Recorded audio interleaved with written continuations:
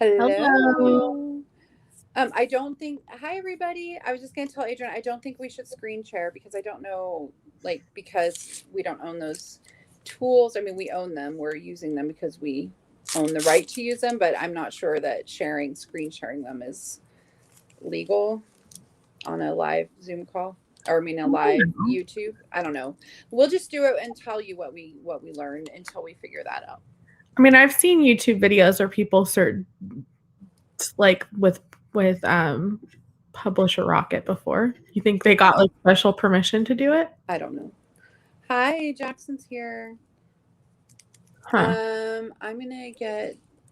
So we're gonna be using. Let me just tell you guys how this is going to work. We are going to be taking your ideas and doing some research for them. This is a little prelim for like a pre-party for the big niche writing party, or niche party on I'm sorry. Saturday. On Saturday. I wish that I could leave. I don't know why I can't leave a chat on here. It I don't know. drives. Oh, there I can. So we're gonna be using two tools. One of them is called Publisher Rocket. I'm gonna leave a link to this one in the chat. Publisher Rocket is a tool owned by Kindlepreneur, who is Dave Chesson, where you can put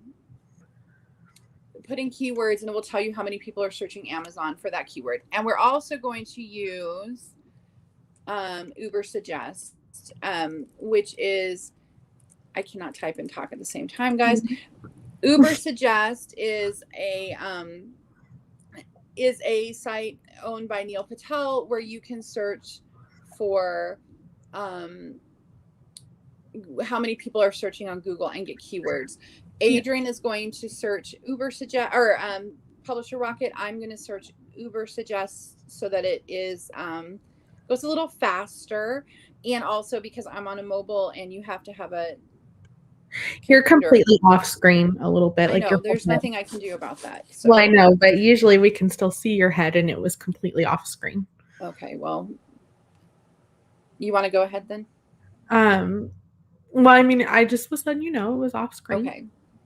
I totally just lost my train of thought. So, oh, I know.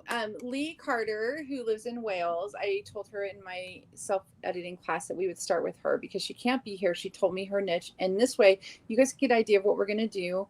And she can watch the replay and get the information. So her niche is, she said mental health. And I said, that's awfully wide. And she said depression. And I said, that's still awfully wide. And so she said it was surviving depression, which I'm going to put into Uber Suggest 210 with a search difficulty of 30. So what we're looking for is a high search volume, a low search difficulty.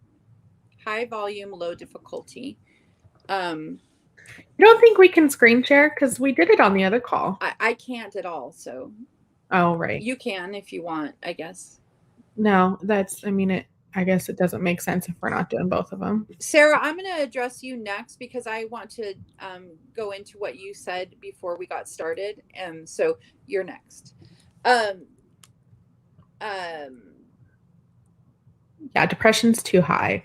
Depression. Well, I'm going to put in depression and then I'm going to look. So on Uber Suggest, you can put in, so it's depression has 550, but the search difficulty is 87. That's too high. But if I look at oh my god, my thing's in my way. Okay, so when I look at, well, that really sucks. I can't look at the whole thing. That's too high. So depression, surviving depression. What would be another way to say surviving depression? If you were looking for something about surviving depression, what would you actually search? I consider so it depends on what I'm doing. If it's a blog post, I look for something that has 250 or more, me personally. If it's for a book title, I want much higher than that, and I look for at least, like, say 1,500. Even higher, like even a lot higher would be better, but at least 1,500. And then for the difficulty, you want it as low as possible. Use your common sense, because sometimes, there's something with a little slightly higher difficulty, but you have some reason to think that you might be able to rank for it. And you can also look and see, like, who is ranking for it. Because if it's all like big size, Wikipedia, Amazon, Medium, whatever, and that's all of the front page, you're never going to get ahead of that. So you need to think of another one. But if it's all blog posts and stuff, then you're going to have an easier time. How to Cope with Depression has 5,400. That's it. Okay, so how cope with depression? That kind of, so how cope with depression has a very low one. That's not a good. That's not. Let's see what how to cope with depression does. 5,400, the difficulty goes up to 77 when you put the word to in there. Instead of how cope with depression, you do how to cope with depression. The ranking goes up pretty high. Or the SEO goes up pretty high. Why did this not give me? I put in coping with depression. What do you see on Publisher Rocket, Adrian? Depression is super high. Okay. Depression. I'm sorry, hold on. Let me just tell, this is for Lee Carter. Coping with Depression has 2,900 searches a month and only a score of 28. And that is a keyword I would keep in mind if I was Lee Carter. Well, how does Coping with Depression do on Kindle? I was just looking at depression right now for first. I don't know if we want to go through those first before I move on to a different. Okay, yeah, go ahead. Depression and anxiety has a competitive score of 55 and it has 448 searches a month. That one's not horrible. I don't think. What do you think? It's not horrible, but it's a little bit low for a book. It would be good for a blog post, though. Depression, a public feeling, has 25 competitive score and 429. That must be a book or something. Why would somebody be searching for a public feeling? I don't know. Let me see. Oh, it is a book. Yeah. I'm wondering if this would be a better format if, like, I just did all the searching so we can screen share. Well, then we have to go back and forth. I mean, I think we did that with Leilani last time, and it didn't go too bad. I don't think we screen shared at all with Leilani. We did. I was screen sharing the whole time. Okay. But, I guess if anybody wanted to write about depression with psychosis, that has 9,900 searches and only 17 search difficulty. If that's in anyone's wheelhouse, that's a good one. Just so that you know. Coping with depression does not do well on Publisher Rocket. Okay. So Jackson is here in the chat. Oh, I'm interested. Wait, hold on though, because Coping with Depression and Anxiety has a competitive score of 1 and it has over 200 searches a month. That would be not too bad, and it might be a good keyword. Yeah. So that's Coping with Depression and Anxiety that has that. Interesting. Yes. So for me, I personally am more interested in things doing well on Google, because I think Amazon will rank on Google and it will come up. And I think for some non-public, like non-fiction topics, people are searching on Google first. Like they might go on, I think sometimes it's at cross purposes. I'm curious what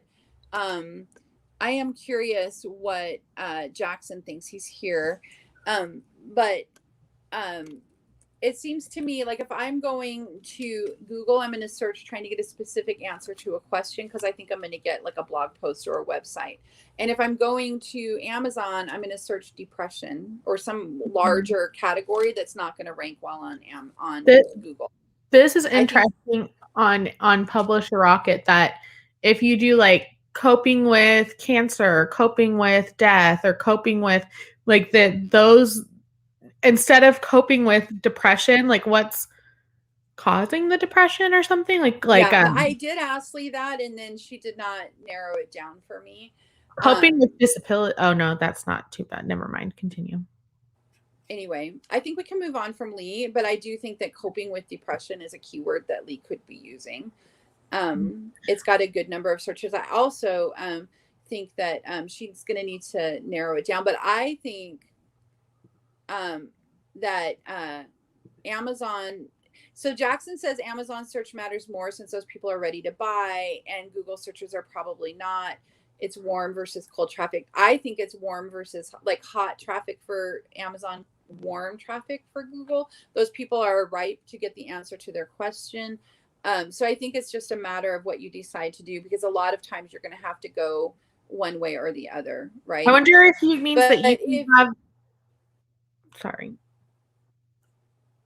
I wonder if it means that you can have a lower search score on Amazon because more like a higher quantity of those people that are searching on Amazon are probably going to buy your product. I would say so, but I also think let's say she did coping with depression, you're going to rank on, I mean, you're going to show up for people who are searching for depression on Amazon as well, because I think most people go on Amazon and they search broader terms. They don't know exactly what they're looking for usually. Yeah. And no, people are not going to go into Amazon and search like, how do I cope with depression, the way they would on Google. Mm-hmm. So I don't think, at least I know as a consumer. I'm wondering if we should back up a minute now that we've done Lee and talk about why it's important to have a niche. We can. The reason why we are doing niche parties, so that you guys know, is so that we have a focus right now on figuring out how to create an income stream with short nonfiction. I think of that as short books that we publish on Amazon, but it also can encompass blogging. I think you won't need to do the Kindle Rocket or the Publisher Rocket research for blogging, but what you learn on Uber Suggest can help you write good blog titles that will be that will show up in Google searches and drive traffic to your work.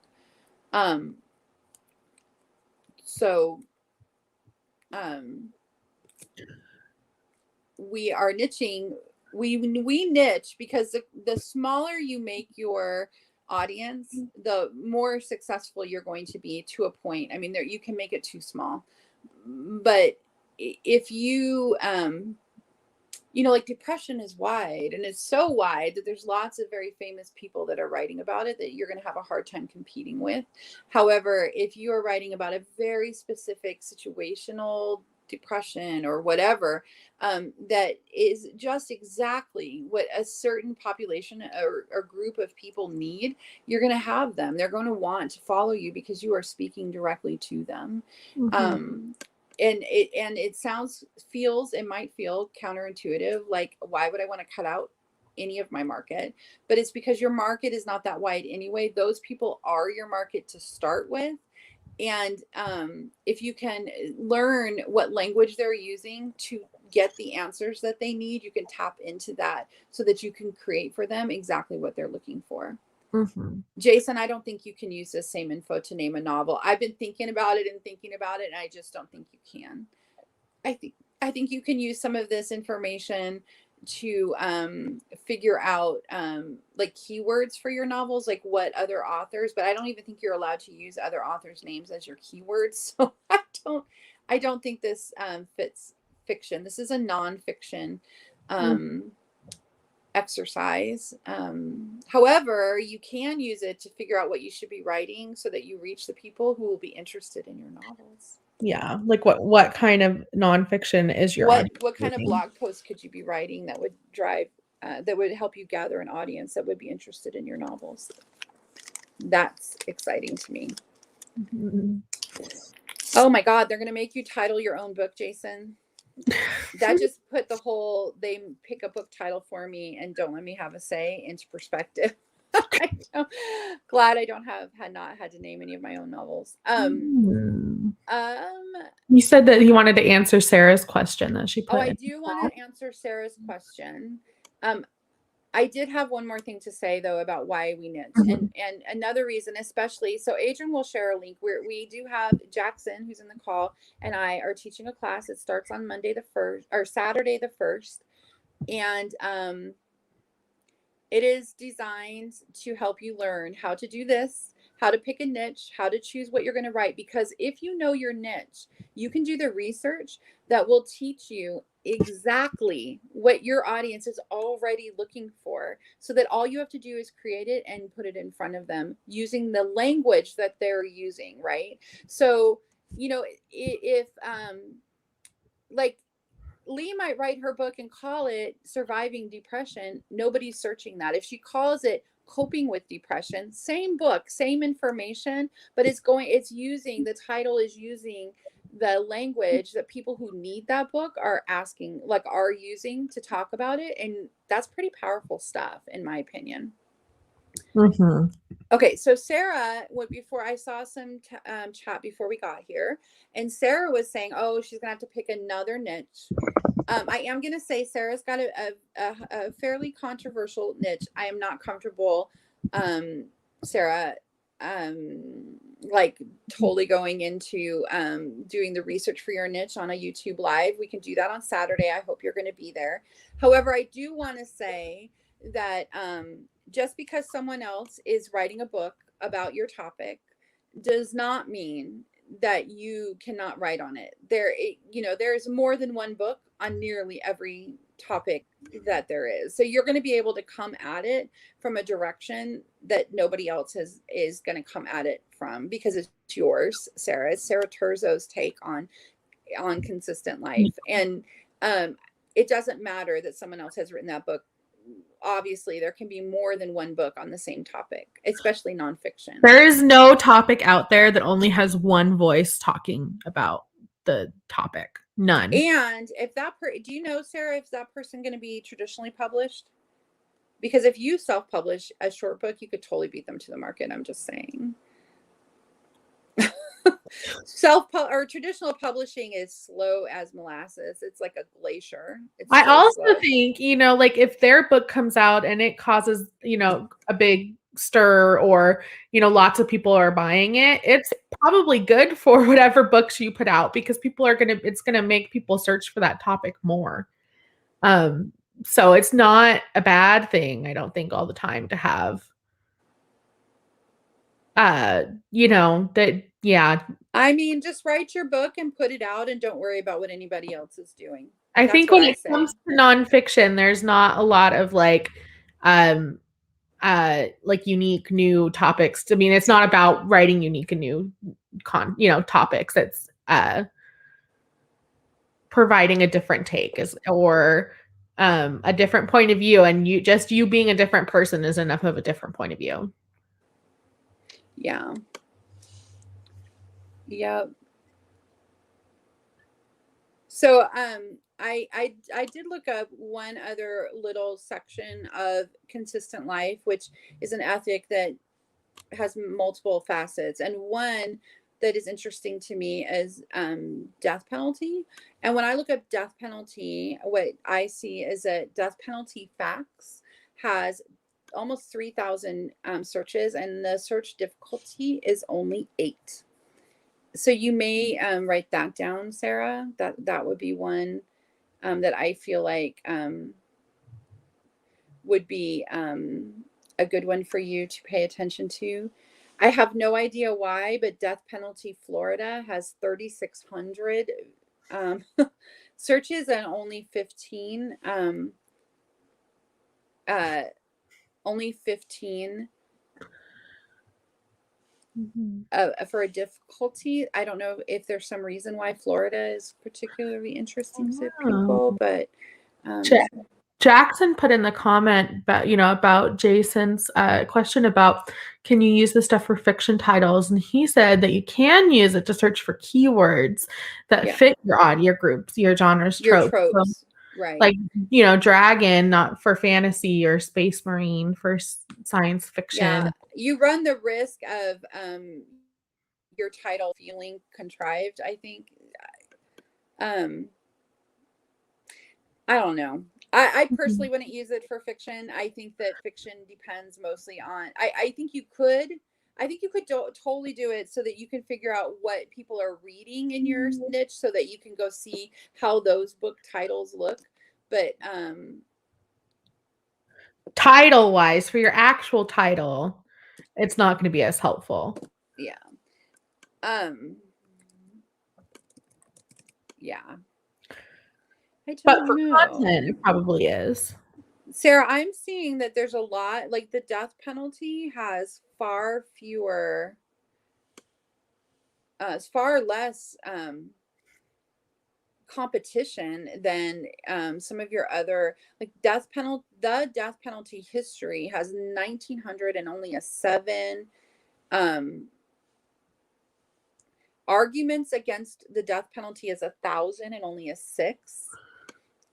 So you might consider that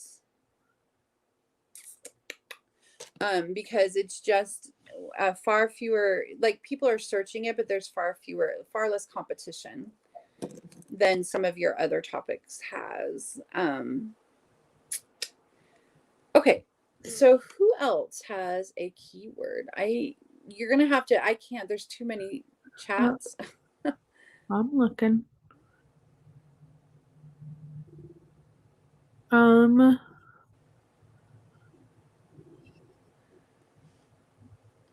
gonna share. Ooh, there's Publisher Rocket.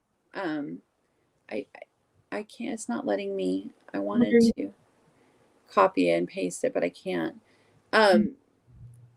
It's when you might like it. If you think you're going to write nonfiction books, it's a really good tool to own. It will give you Google results as well. It doesn't give you the same robustness of searches as Ubersuggest, but you can use Ubersuggest for free for 3 searches a day. And Publisher Rocket you have to buy to get at all. It's $97 like for a lifetime. Starting over in the middle age. Should we do that? Well, I just found one that I went back to the beginning because I don't want to skip over somebody. So I'm gonna unshare that. Share that one. Lewis asked if every search term checked the other day comes under 100 as she headed in the wrong direction. Probably not. We'll get to you, Peg, and we'll talk about like what yours is, and then see if we can figure out. Jackson.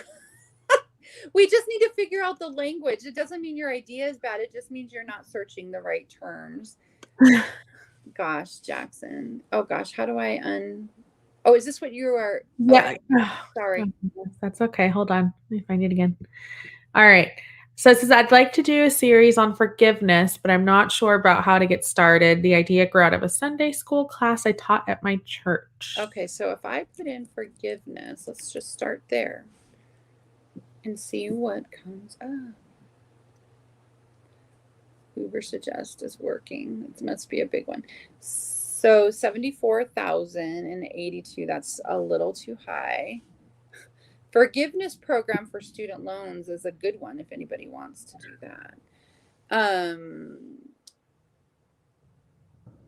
Well, I don't know. It would be an awkward title. But if you could figure out the keyword forgiveness Bible, it has 12,000 searches and a score of only 25. Forgiveness in the Bible has the same amount of searches, but the score goes up to 66. Ooh, this one is good. Forgiveness Bible study, something like that might be good. I'm sorry. On Publisher Rocket, forgiveness makes you free has a competitive score of 35 and it has 3,289 searches a month. Is that already a book? It is, but it doesn't mean that you can't use it as a keyword in your thing, right? Peg, we will help you. Jackson gave you a knee-jerk reaction. Jackson, you're scaring people. Be good. I think so. Forgiveness Bible is a very good keyword, Jenny. It's 12,000 and the search term is 25. So if you wrote a book called, say, Forgiveness Bible Study, or Forgiveness Bible Quotes, or Forgiveness Bible something, right? The Forgiveness Bible. I don't know. But if you could find a, don't put in there, because then your search, your difficulty for ranking goes much higher. But there's 12,000 searches for Forgiveness Bible, and the difficulty for ranking there is only 22. That's a really good one for you, Jenny. I hope she's still here. If she's not here, I hope she sees it. I think we might need to make people say they're still here in the chat before we get started on each one, because she's not responding. What's next? Can we talk about Peggy now, or should we go on? Well, Is there a list going down? I don't want to skip past the people that were in here while we were talking.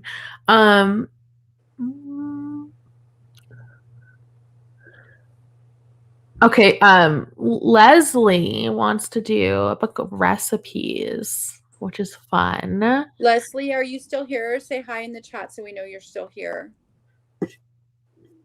Oh, I have used TVP before. Leslie's here. Okay, good. So let's start with TVP. What? Okay. It's texturized vegetable protein or something along those lines.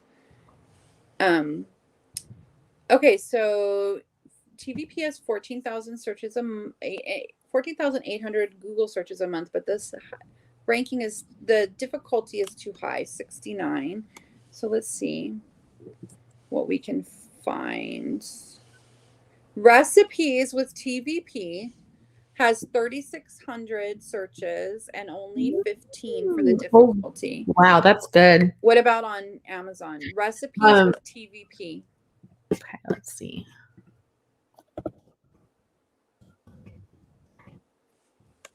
Should I spell out TVP? No, just TVP. I feel like I spelled recipes wrong. RECIEPES.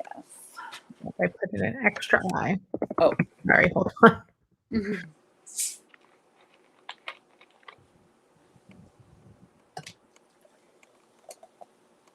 I feel like Altered Assassin does not match Jason Reggie's story.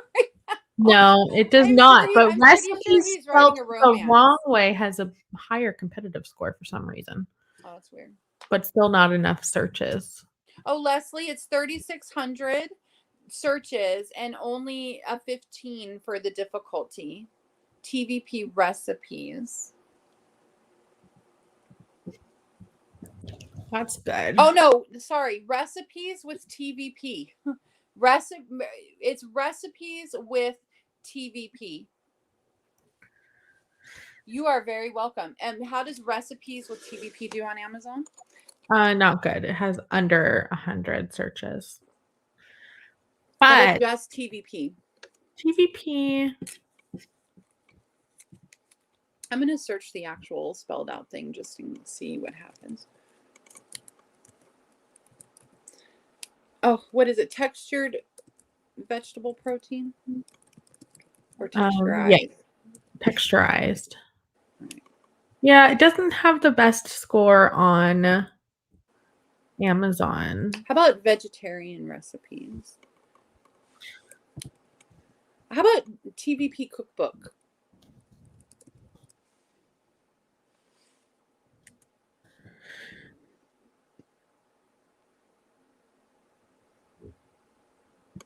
And I think with this, it's important to say too that like these Amazon scores, so the Publisher Rocket scores only matter if you're wanting to publish a recipe book, or like if you're wanting to write a blog post or write recipes for your to put on your website or whatever, or like that's going to be You're going to want to focus more on those Google searches.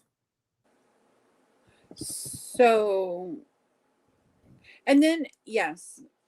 Did you put in the link to the class? Because in the class, we're going to be writing 3 short connected books and then connecting them together into an omnibus or collection, like a box set.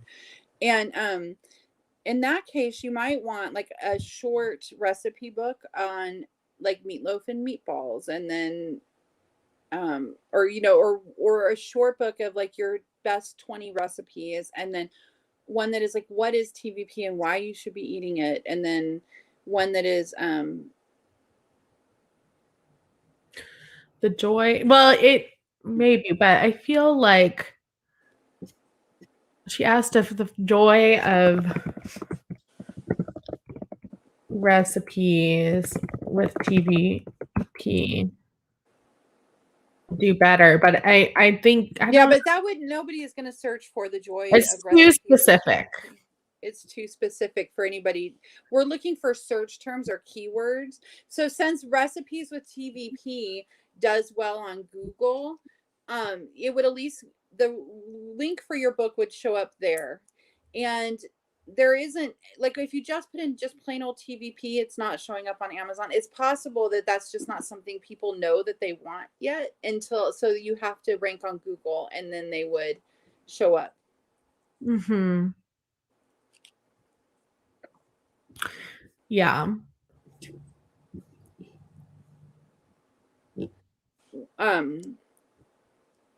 Because people are searching on Google for it.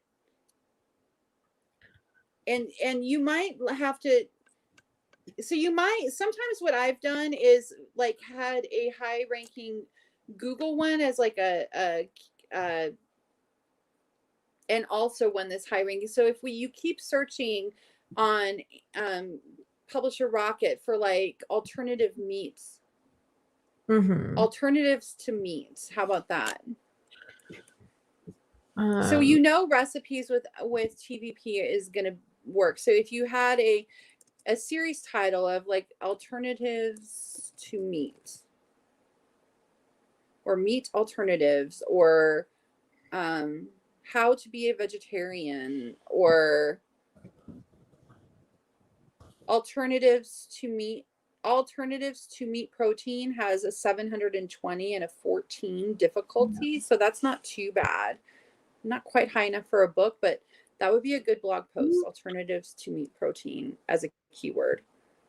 Veggie Meats has a competitive score of 45 and 736 searches. Yeah, we want like in the thousands.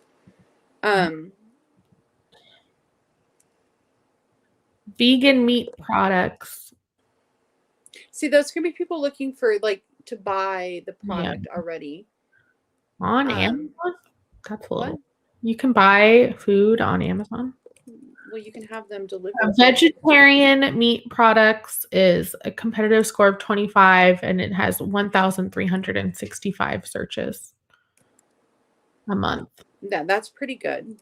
How to be a vegetarian or a vegan. Let's see. Let's start with vegetarian. How to be a vegetarian. Wow. Ooh. Oh no. Okay, there. What? I thought I threw myself right out of StreamYard. How to go vegan. No. How to make a vegan cheese is 2,400 and only a 6. So if you've got that in you. Wow.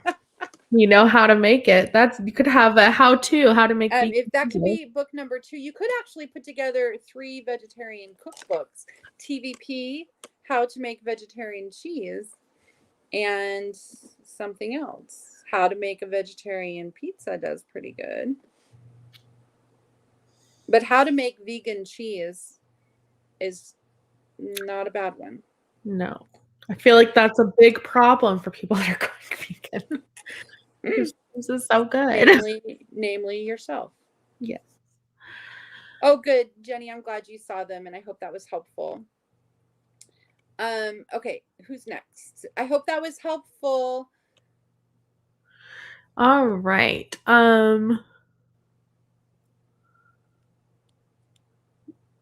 Let's see. Leslie, definitely write that one down. That's a good one.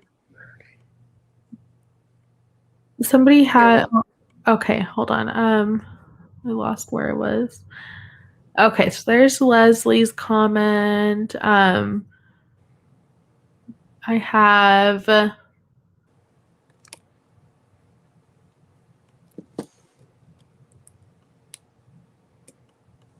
this one. I think so. I wonder if we could even do a search for something like this one. Where it says, "I'm writing novels about love with older protagonists dealing with loss and recovery and loving again."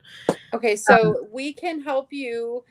This is a nonfiction. So, Elaine, are you there? Say hi in the chat so we know you're still here. Yay, Jenny. I see you, Lindy. We're gonna Linda about starting over in middle life. We are definitely gonna get to yours. I promise. Elaine, are you still there? Going once, going twice. Okay, we'll see if she comes back. Okay. How to prepare for self-employment and entrepreneurship as a person with a disability. This is so specific. I love that. Yeah. Okay. Entrepreneurship with a disability. I'm just going to start there.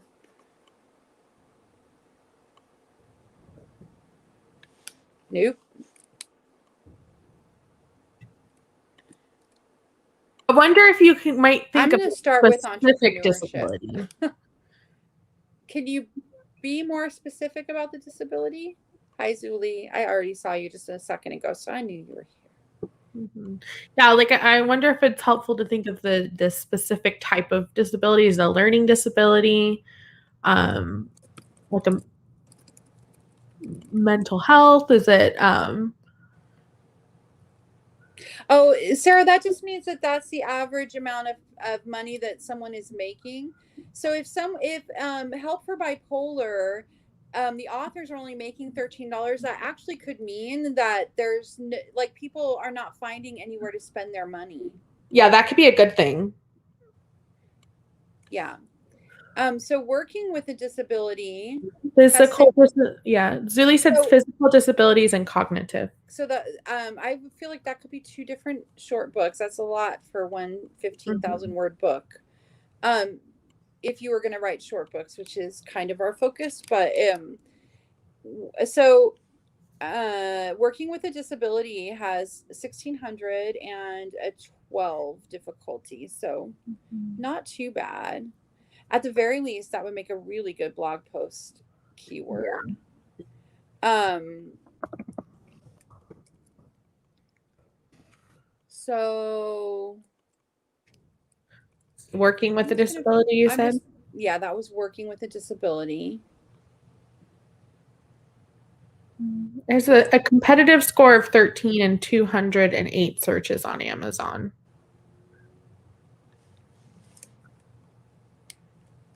Say that one more time. It has a competitive score of 13 and 208 Amazon searches. A little low. Although if you tapped into those 8, that would be really good. Sorry, 208. That would be really good. Self-employment with a disability. Let's see what happens there.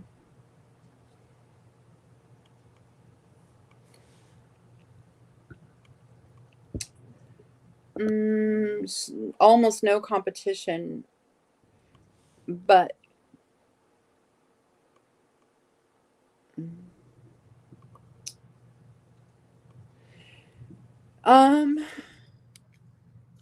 but not too many searches either. So 260 searches. The difficulty is very low, but not too many people. A good competitive score is on Ubersuggest, it's under 35. And I think on Publisher Rocket, it's 45, he says to look for. And that just means that fewer people. Yes, Mary Jo and Patricia want to know. It just means that fewer people are competing with you, or people with lower domain authority are competing with you for the front page on Google or Amazon. Okay, disability and work. You know, you might think of like what are some like hot buzzwords in the disability community, and I'm thinking of like ableism, and so you might maybe talk about, you know, write something that's about like ableism in the workplace or something like that too. It is very interesting to me. Who is Zuli? Zuli, it is very, very interesting to me that every single search that I have done here, it's the first one I've ever done like this. Everything has a low difficulty. So I feel like this is a wide open topic. There are some people searching for it. I feel like there's got to be more that we just aren't using the keywords, and you might need to tell us what the keywords could be. Mm-hmm. I think if you think about if somebody is searching for like how can I be a entrepreneur or start a business like with a disability, I don't feel like they would say with a disability. They would say with whatever their particular disability is, right? Like, and how would you look for this information if you were like, if you needed it, right? Literally every single search I've done, every single response has a low difficulty, like very low. It's crazy. Nobody is talking about this. Disabled.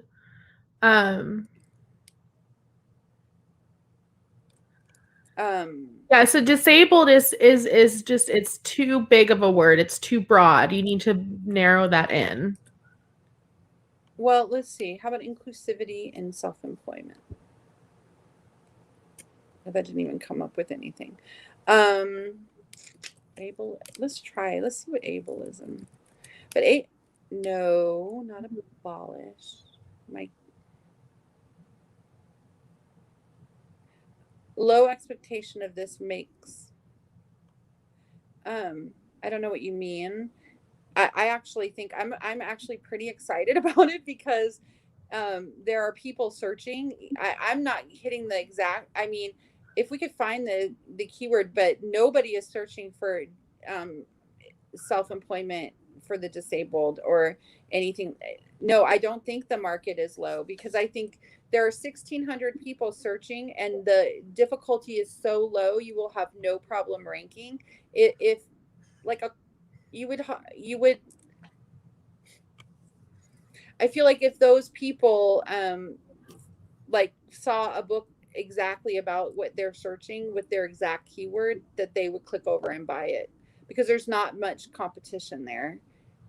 Mm-hmm. She said market is what she was trying to say. Yeah, but I don't think that I personally wouldn't have a low expectation. I would actually have a pretty high one. Mm-hmm.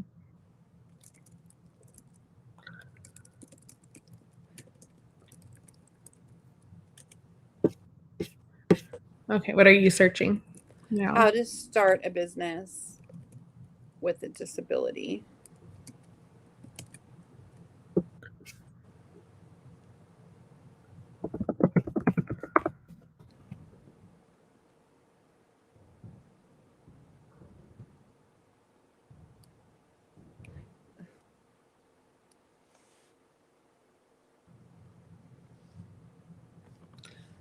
Okay.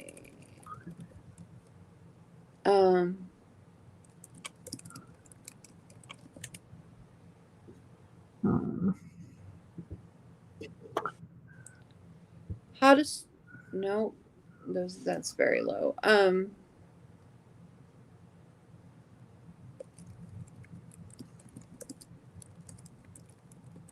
Yeah, Zuli, I think I really do think that this is a good idea. It's exciting to me that there's so little competition. Mm-hmm. That means that you have the ability to tap into it. Yeah. Like this, like Teresa says, self-employment for sight challenged, self-employment for hearing challenged. Like, I feel like people are more likely maybe to search for this answer with their specific disability and less with disability as a whole. Well, I just put in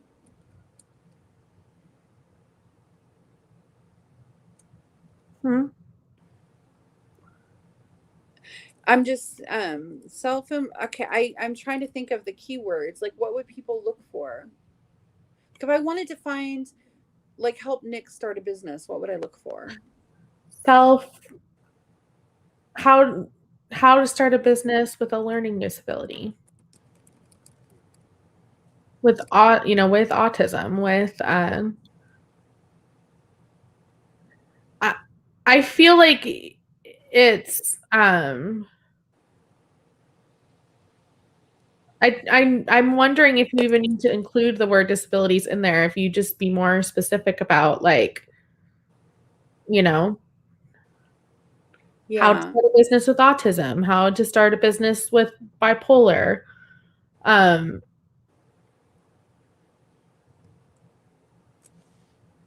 So, because there's lots of them that have relatively low search volume, but almost no competition. Like,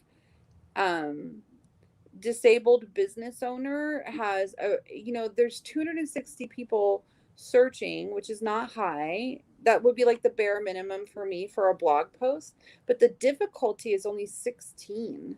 It's so low. Mm-hmm. And I feel like if you could find a keyword that could be your like series title, then these other ones that have a little bit lower could be good titles,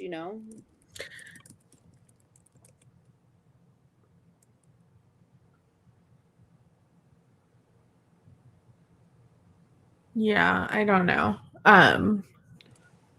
I think that the key for this one might be to go as specific as you can get, and disability is not as specific enough. Well, no, because I did some that were very specific and they were like 0.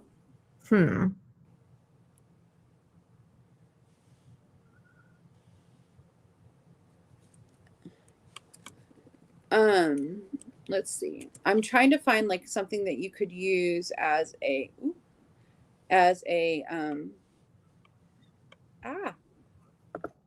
What are you doing? Well, I'm trying to move this whole thing over. Okay.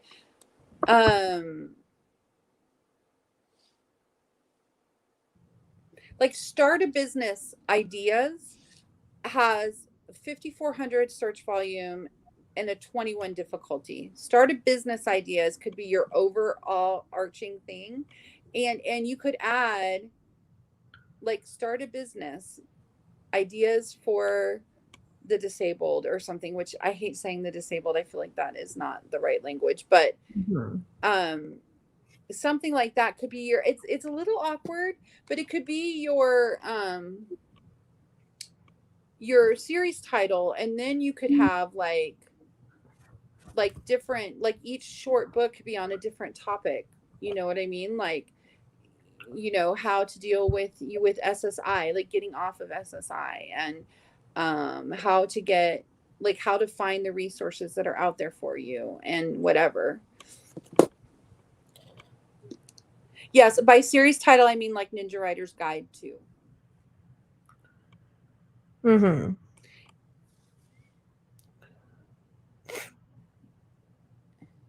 Yeah. Did you? Oh, I thought you froze. Did I? No, you were just we're not. I was just being still. Yeah. Start a business ideas. It has 5,400 searches. And that's an awkward title, but I think you could do something with it.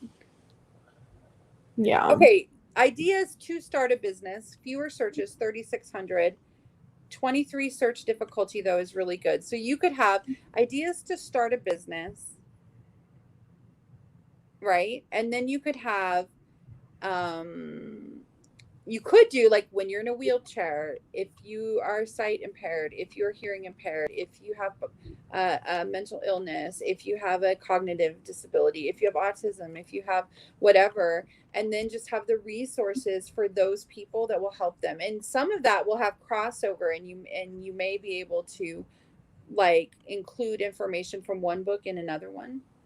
So like, what do you do? So like so you ideas to start a business is awkward phrasing, but that's what people are searching for. Like, do you read? Ideas to start a business is a little less awkward. Start a business ideas is more awkward, but like twice as many searches.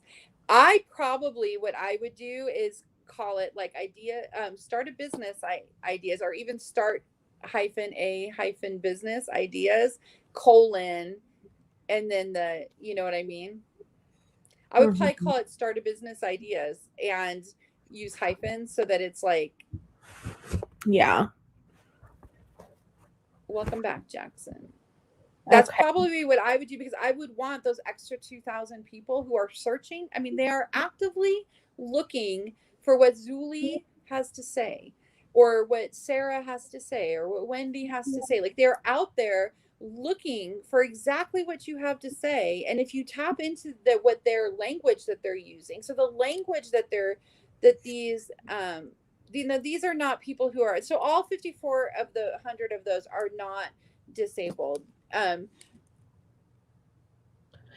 Yeah, I think that's good advice too, because I feel like if you think about the person who's searching for this, like Nick, my brother, has autism, and I can't imagine him going like doing a Google search of how to start a business with autism. Like he would not include the with autism, right? Because his, it's his normal life, and when people are doing a Google search, they're not always thinking about to add like that normal life stuff, right?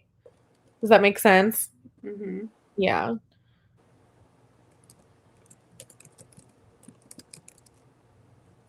Okay. Are we ready to move Yes, on? we're ready to move on. Okay. Thank So you, Zuli. I hope that was helpful.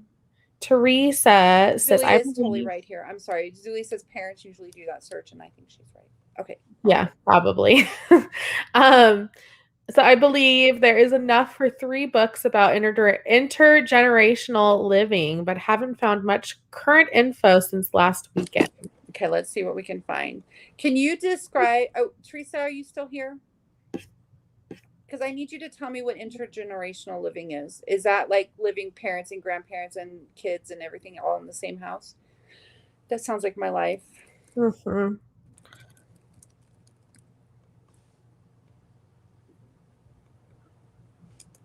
I don't know if Teresa's here. I thought I just saw a comment from her come through not long ago. You're About so 10 minutes welcome, ago. Zuli. I'm glad you were here. Intergenerational living does not have a big search, and I don't know what exactly it means, so I don't know how to find keywords. Oh. Hopefully, Teresa. She commented, but it was about 10 minutes ago. I don't think she's here right now. We'll come back to her. Darn. Write her name down just make a note to ask her if she's here a little bit later. I know that Linda has put one in. Or anyway, what's next? Oh, there she is. Okay. That is it, Teresa. It's oh, she answered all those times we didn't see you. Oh.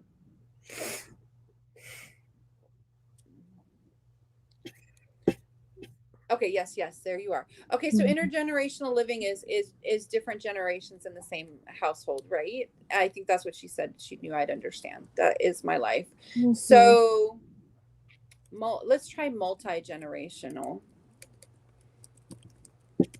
Let's try just multi-generation. I have never heard intergeneration as a term before. Multi-generational home has 2,900 searches and a score of only 25. So multi-generational home, Teresa.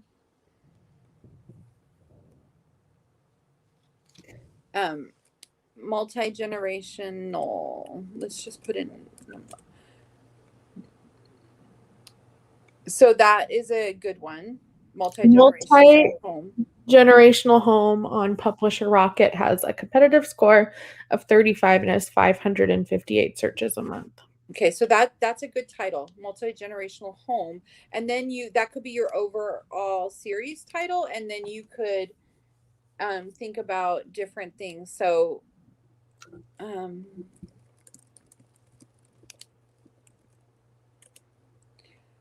right, Teresa, that could be technically true, but I think most people are searching for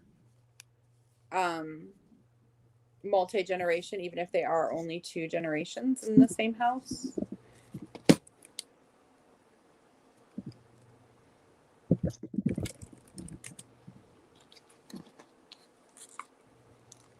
And so you want to use, this is about using the language that they're using, not the technically correct language. I know that's weird. Let's see, living with parents. Oh, that's funny. I was typing that in right as you said it. Oh. The high score. High score and lowish volume. So this has a you know what? high I'm gonna look up sandwich generation.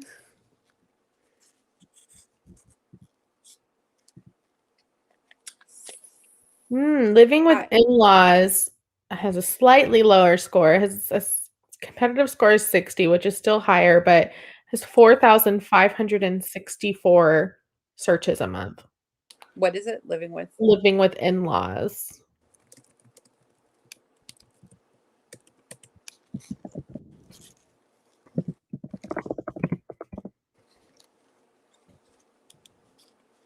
It's much better on Amazon than it is on. Wow.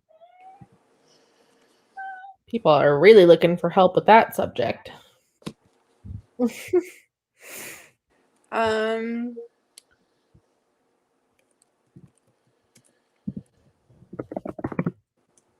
Okay, what's next? Let's see. Living with in-laws. Sandwich generation, I'm surprised does not have more searches. It has 6,600, but the score is very high. And I don't think that's exactly what she's talking about, because that would be like, usually that would be from the Gen X perspective. Gen X is a sandwich generation at the moment.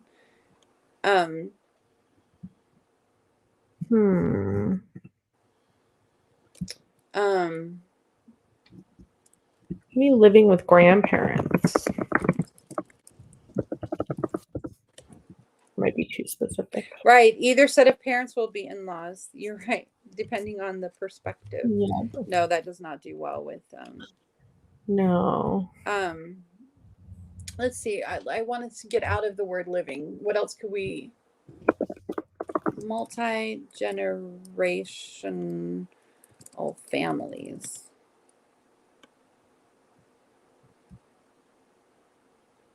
Ooh, home with in-laws has a competitive score of 55 and it has 4,800 searches a month.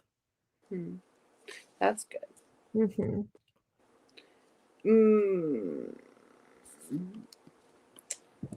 That's funny. Multi-generational families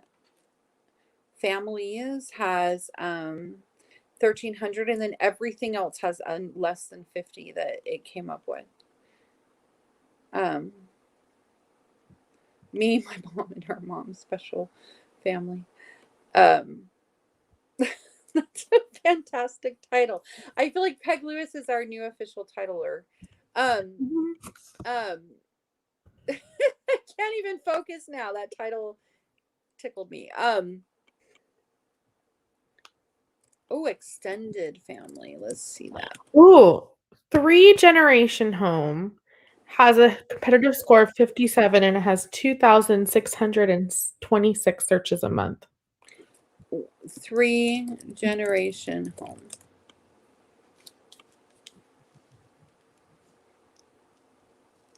And what's the score? The 57. That's on the high side. Oh, wow. Nobody searches that on. Nobody has that on Google's that? Is there a book called that? No, when I click on it, it's mostly it looks like mostly fiction stuff. I don't know, Since but nobody's writing about 408 480 people a month search for 3 generations of imbeciles are enough. it. What? That's weird. Liam tried 2-generation home. Um. That's just a regular home, though, isn't it? Oh, what? Someone said something about millennials, and I don't know how to spell millennial. Well, Millennials living with parents. That's Mary Jo said that. I mm. think I spelled it right. I spelled it the way she did. So if it's spelled wrong, it's all Mary Jo. 210 with a 6. That would make a really great blog post, guys. Millennials living with parents. Neither of my millennials live with their parents, so there's that. I got my Zoomers still at home and the boomers. And Ruby keeps calling her dad a boomer, and I'm like, dude, he's not a boomer, he's Gen X. And she's like, you don't get it, that's just what we say. And I'm like, that doesn't even make sense. Be precise, child. We are not boomers. Give me a break. Like, isn't it enough that I'm turning 50 this year? You got to make me a baby boomer. Not that there's anything wrong with baby boomers. I'm just telling you. I spelled millennial right. From 8 to 80. See, but nobody's going to search from 8 to 80, as cute as that title is. See.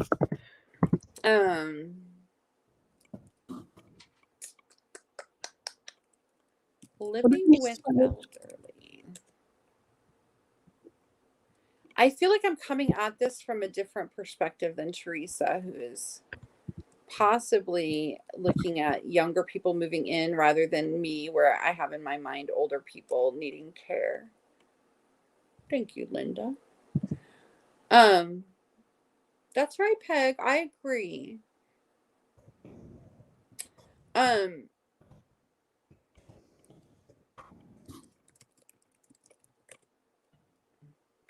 That is exactly what I tell her, Pat. Her grandparents are boomers, and her poor dad is not a boomer. And she's like, well, it's just a saying. And I said, well, when you say a saying, that is that wrong? This says, so living together after retirement, which I feel like if you're really crafty, you could make that fit in, has a competitive score of 35 on Amazon, and it has 806 searches a month. But it's because there's a book, never mind. Yeah, that's what I thought Teresa was talking about, which is a different. So let's try to think of it from that perspective. What do they like? Millennial. Oh my God, why is that word so hard to spell? Millennials.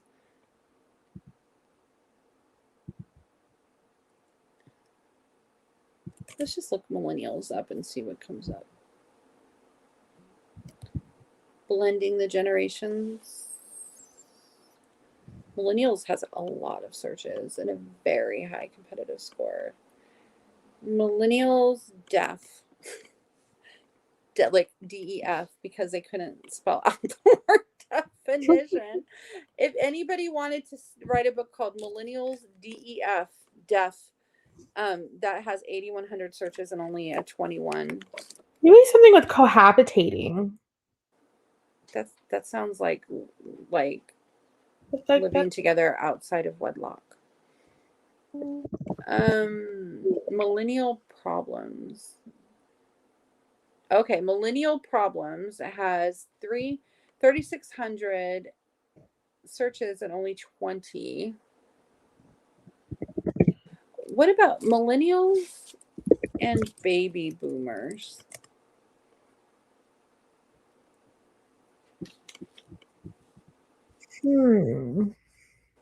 Nope.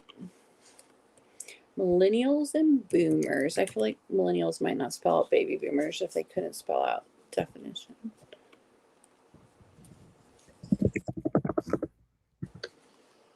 Okay. No, not versus. Millennials and baby boomers. I'm just gonna say, Teresa, I don't know if you're blogging, but it has a 260 search volume and only a 6. So that would make a great blog post. I feel like it's not quite enough searches for Moving in with parents on Publisher Rocket has a higher competitive score. It has 65, but it has 16,549 searches a month. And when you click competition, it's only fiction books.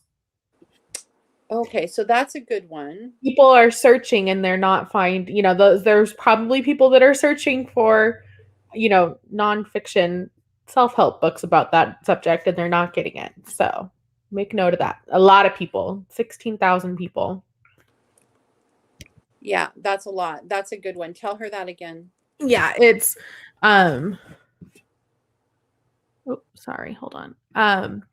Moving in with parents, competitive score of 65 and a search of 16,549. That's on Amazon.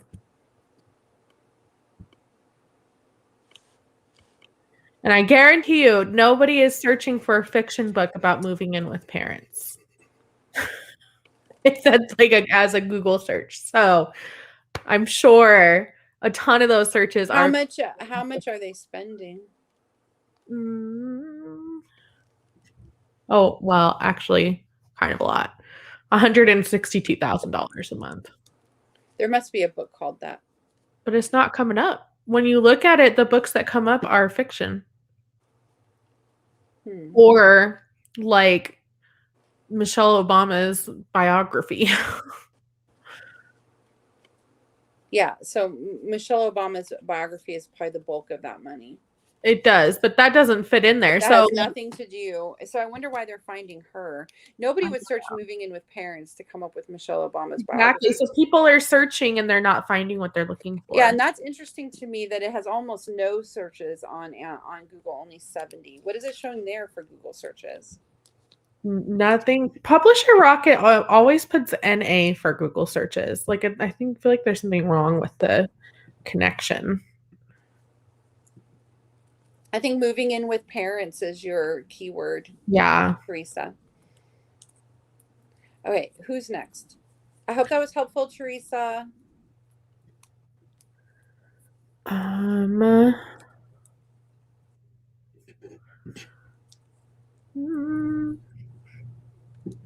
Sorry, there's lots of comments now. Oh no, I lost all the old comments, so I guess we're just coping with the aging process. Is Diane Krause here? And then we'll do Linda. What about Peg Lewis? Oh, then we'll do Peg Lewis. Diane's not okay. Peg, tell us yours, and then if Diane says something, we'll do hers next. But she's not commenting. Oh. Sorry, Peg. I just don't want to forget about anybody that commented. Sounds good. Mary Jo. Yeah, I think we need to ask people to say in the chat that they want to be on the list and then make a list and then go from the list rather than trying to find the chat. So I have Peg and then Mary Jo. If you want to be after Mary Jo, please say yes or me in the and Linda. Peg, Linda, Mary Jo. Those are the next 3 I have. Wendy. Wendy, do you want to go? All right. Peg, what's your topic? You're not being quick. You said I'll be quick, but you're not telling me your topic. That's not quick. It's a series about young scientists' lab books to measure real data from space. Is this a fiction book or a nonfiction?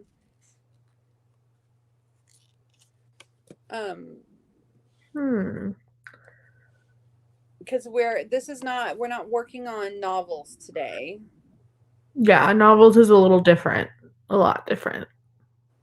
Books for science books for kids. I'm going to put that in. She said it's nonfiction. Okay. Put Pat on the list and Linda Kowalczyk. Linda K.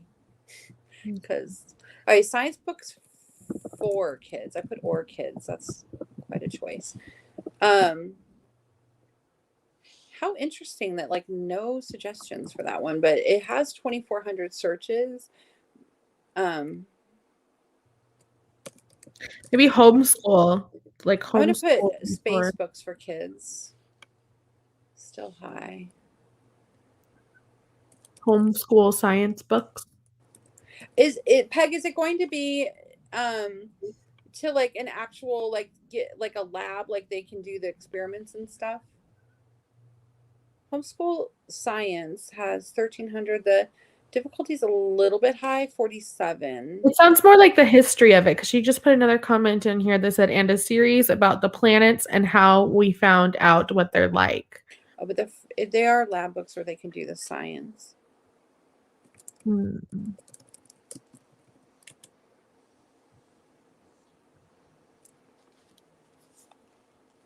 great outdoors.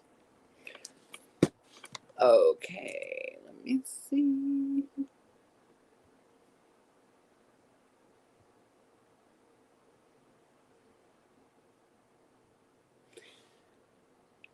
It's high search volume. I mean, high difficulty. So space. It's about space. The final frontier. Space books. Space book. No, that's not a good one. I mean, no. Space experiments. Peg says, so observing sunrise and sunset, recording them, then I love it. So like a field journal for kids. Yeah. Hands-on science. I would search field journal for kids too. I feel like field journal is like drawing, isn't it? Well, I mean, it's also like tracking. You're out on the field.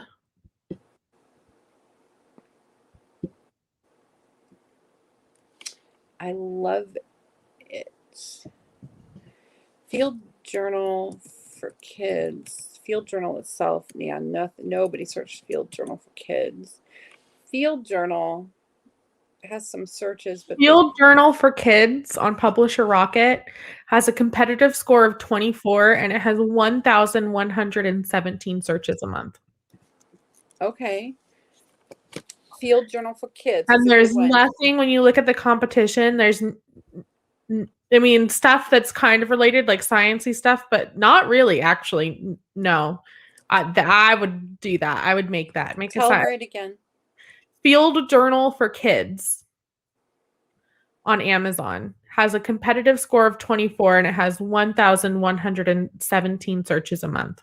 So Junior Scientists has not good on Google anyway. Let's see what Lab Notebook says. Try Lab Notebook on yours. Okay. People search it 3,600, but the competition is pretty stiff. Lab Notebook. No, kids. Not really. Studying space.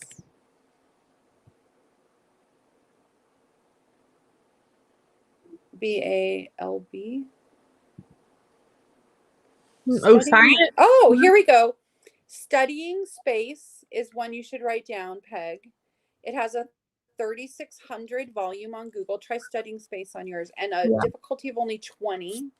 I also have Science Journal for kids, has a competitive score of 36 and 1,800 Amazon searches a month. I think studying space is a good one. You put kids in there? Nope, just studying space.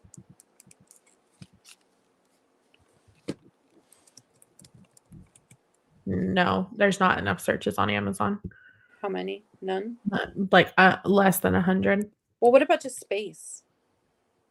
That's going to be too big. Probably. Space for kids.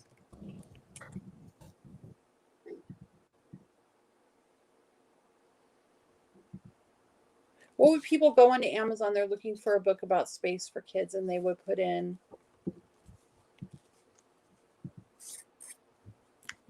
like Yeah. the plant. Science Journal for Kids has a really good score. Yeah. So you could do studying space as you're, as you're in there, and what was it? Space note or science notebook?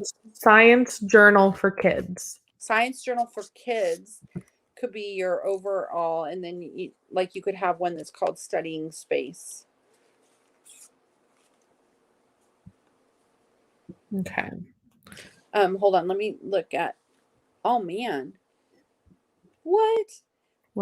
The planet, Peg. You've got to name a book.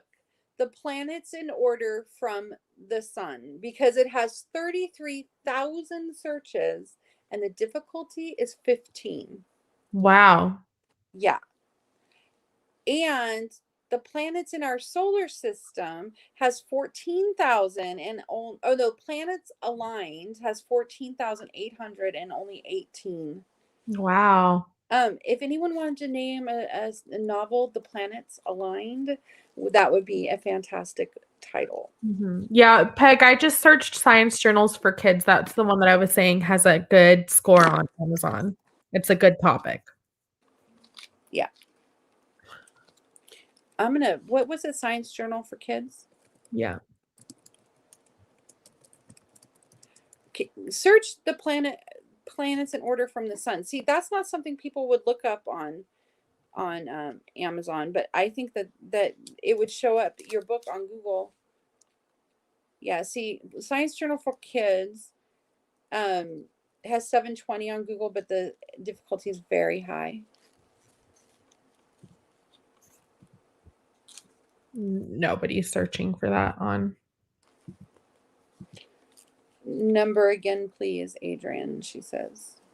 So Science Journal for Kids has a competitive score of 36 and it has 1,800 searches a month. Planets in order from the sun. Oh my gosh, and a separate little book for each planet would be perfect for our yes. Oh, yes. Like planets in order from the sun. I don't even know the planets in order from the sun. Mars. What's the next closest one? Onward, right? Mars, Venus, Earth. Oh, that would be such a good one, Peg. I hope you try that. All right. Just put in the name. Just put in Mars. Is Mars the closest planet to the sun? I saw you say that before, Peg. That is super interesting. Yeah. Hello, Megan. How are you? I think it would be really cool if you made like science journal, blank science journals or like science Mercury. Adrian, just put in the word Mercury, please. I just want to see how Mercury does by itself. Okay. Thank you. Thank you. All right. I thought it was Mars. I am not a major space scientist. I think if you made journals that it does not have a Mercury doesn't. No. Okay, that's okay. I think this could really work. I'm very excited, Peg. I think you could do planets in order from the sun or whatever it was. Mercury, and then you could do both a book and a journal, like a field guide.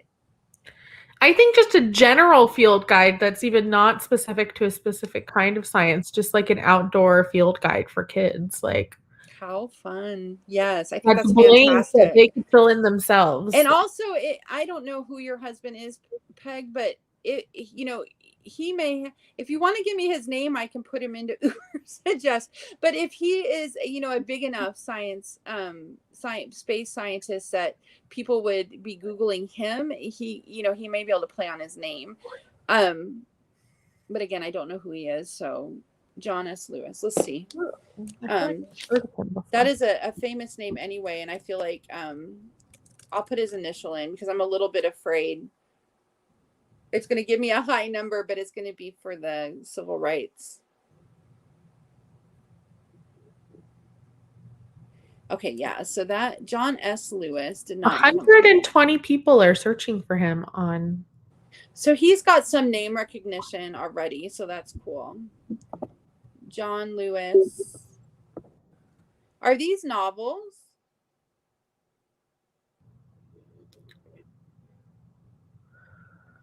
Anyway, John Lewis space. I'm just gonna put that in. Okay. You would co-author. That's so cool.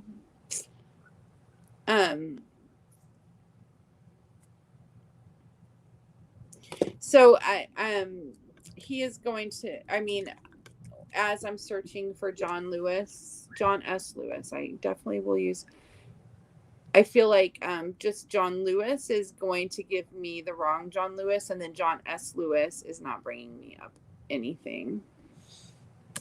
And I wonder if people would search his middle initial.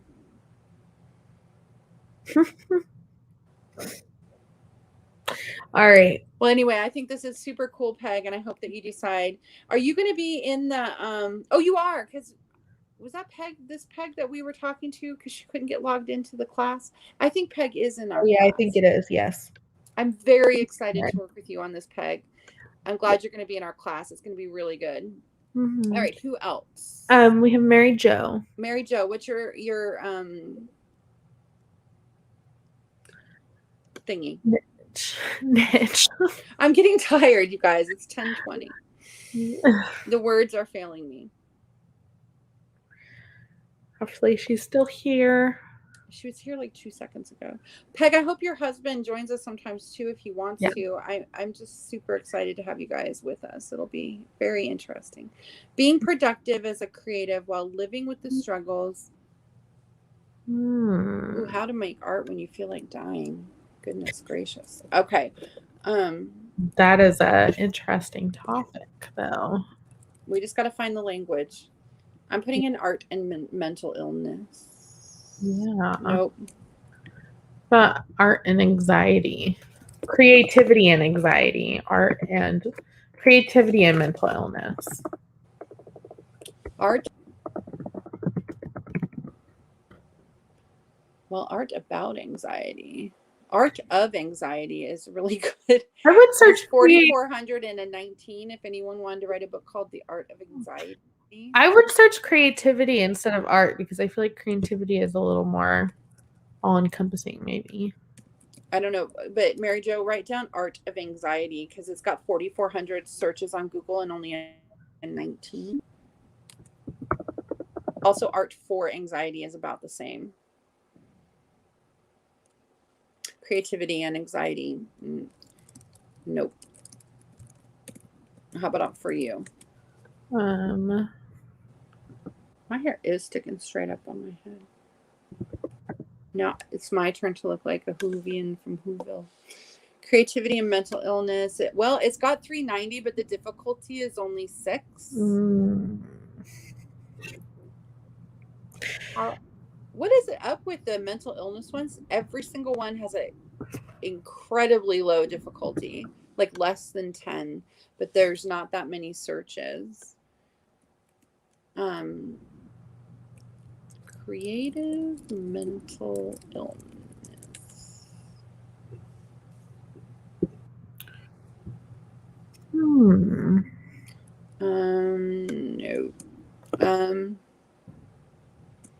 Productivity and mental illness.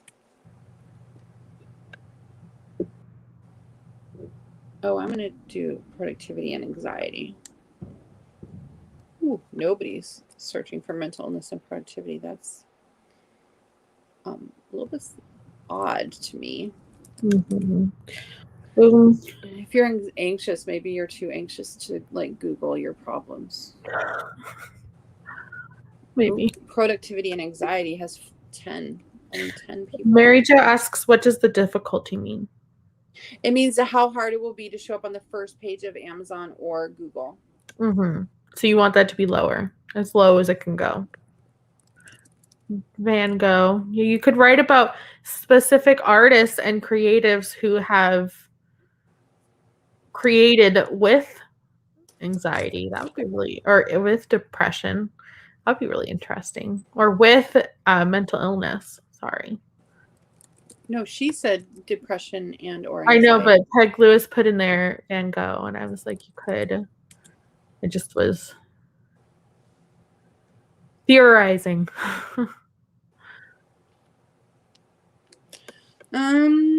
Create. I'm so sorry. Oh, that came out of nowhere. Creativity and depression is 260 with a difficulty of 15. I'm just going to put in creativity and start there. I think we need to start a little broader.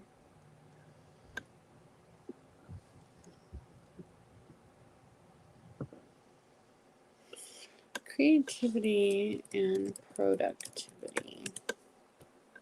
I was typing that in right as you said it. By Jackson. Second time that Great minds. I know. Does not do well. Crystals for creativity and productivity is 50 searches a month, though.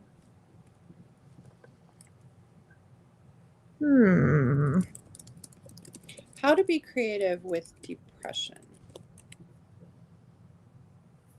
I feel like this is going to feel like how to get creative with your depression rather than how to be creative when you're depressed.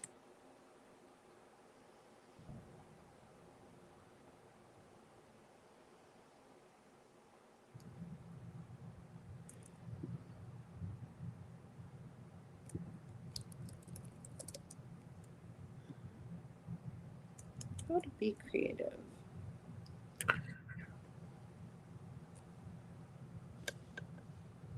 Oof.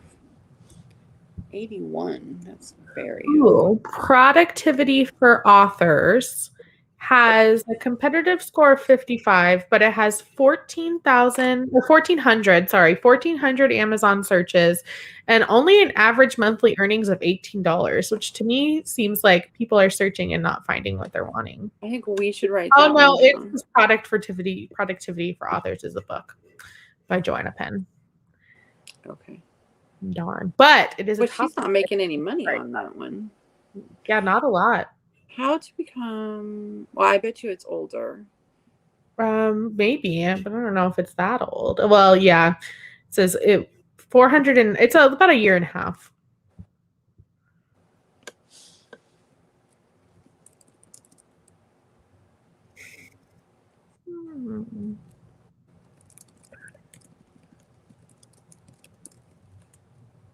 Peg Lewis says that you could have a huge series with an umbrella that's explicit, and people would find it by the names of the famous artists who were. So let's look up Van Gogh. G-O-G-H, right? Yeah, you probably have to look up Van Gogh and mental health. Just see. I'm just gonna see. I'm gonna start here. I don't think we did creativity and mental health. We did mental illness.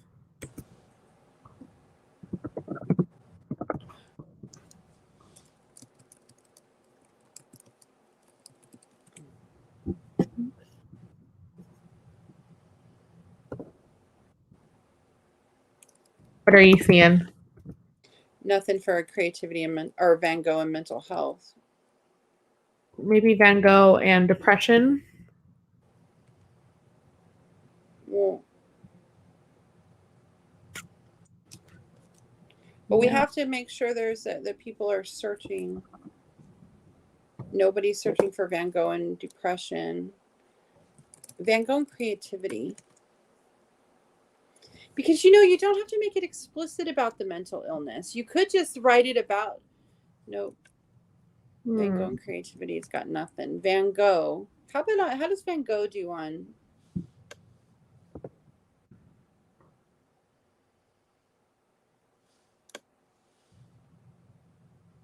Does Van Gogh have a painting called The Bedroom? Yes. He does not do very well on Amazon or on Publisher Rocket.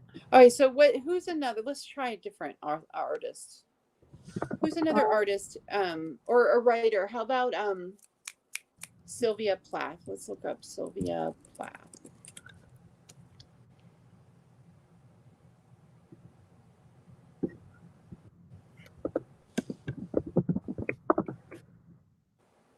Man, someone should write a book called Sylvia Plath as a Poet, because that has 12,000 searches and only a 9. Wow. I just put just Sylvia Plath into Publisher Rocket, and then like right as I searched it, I was like, well, obviously that's going to be a really high score on Amazon. People are just going to put in Sylvia Plath. And surprisingly, only 142 people search Sylvia Plath on Amazon. It's kind of sad.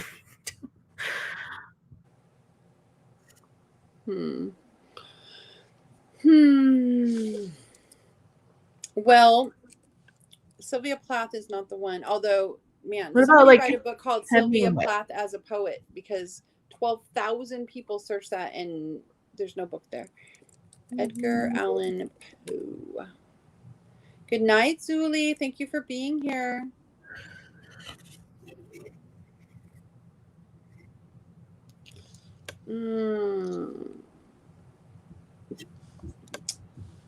Edgar Allan. What does BSD mean? A bunch of people are searching Edgar Allan Poe BSD. Ooh. Being creative with anxiety has a higher competitive score. It's 65, but it has 5,824 searches a month. I wonder if I'm just going to search being creative with, because you could have a whole series of like being creative with depression, being creative with whatever, but maybe being creative with could be your, oh no. Well, you'd have to search the thing. What about just being creative? Yeah, that one does not have a good, it's not a lot of searches and a high competitive score.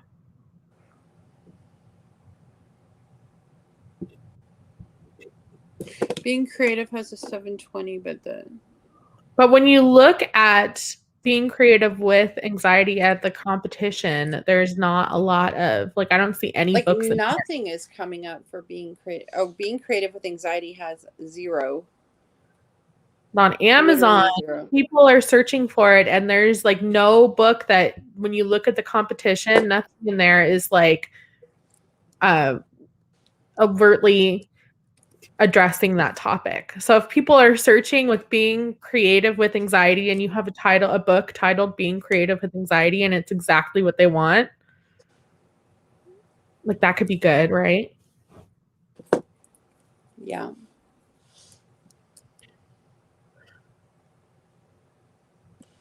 Okay. That's a good one. Being creative with anxiety. Mary Jo, write that down.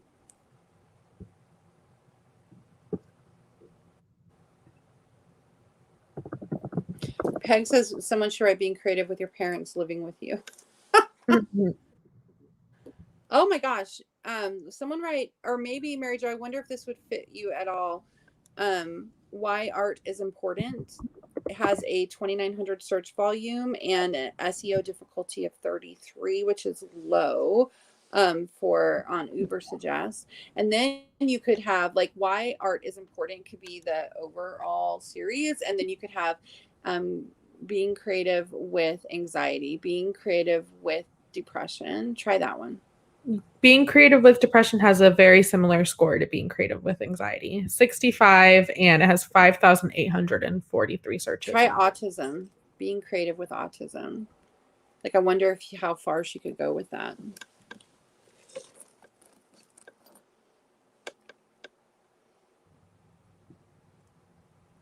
Pretty good. Is competitive score of 57 and it has a 1,245. Being creative with death is one that popped up right underneath it, and it has a score of 65 and has 5,570. So it's a little on the high end, the competitive score, but when you click the competition, nobody is writing about these topics like overtly. There's no book here that's titled being creative, like, hey, this book is for people who are being creative, who need to be creative with anxiety, Nobody's writing about that topic head on, but they're searching for it like that, and they're not finding it.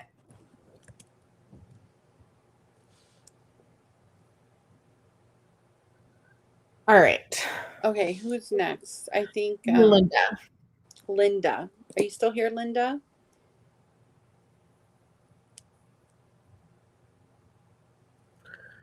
Oh. Oh no, I hope she didn't leave. She was waiting so patiently. So with Mary Jo, I don't know if you would need a doctor's input. I would definitely not give medical advice. No. So I would have exercises and things like that you could do and not like use this medicine and. Okay. Oh, here, starting over. Oh, starting over.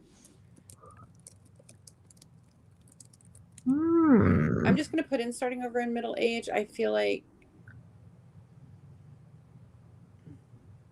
Yeah, no. Let's do starting over. I'm going to just do starting over. You're so welcome, Mary Jo.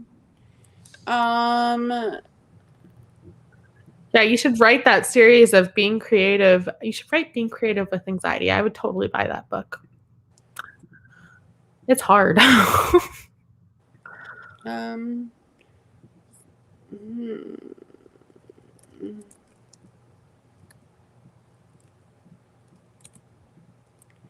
Let's see. I'm just going to put in midlife and see what happens. I got MetLife insurance and then midlife crisis. Midlife. Ugh, lots of competition. Starting over midlife on Publisher Rocket has a competitive score of 40 and it has 1,287 searches a month. That's good. And also when you search for it, it's only like the first 10 books are fiction books.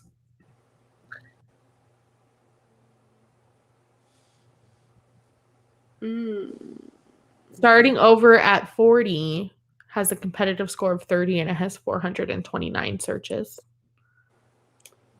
There's looks like there's a song called Starting Over Life has 590 and then 15, but that's a little low for a book. There must be a song called Starting Over because it's overtaking my search here. Are you talking about like a career change, Linda?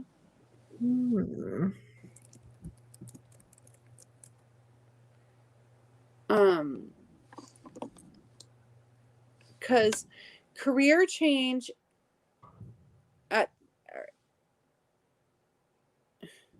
is so interesting because if you use the more awkward title, your competition score goes down by so much because career change 40 is 3,600 searches and only 23 difficulty. Career change at 40, the difficulty goes up to 71. Can you talk about other changes? Peg, dealing with my middle-aged child. How about living with your middle-aged child?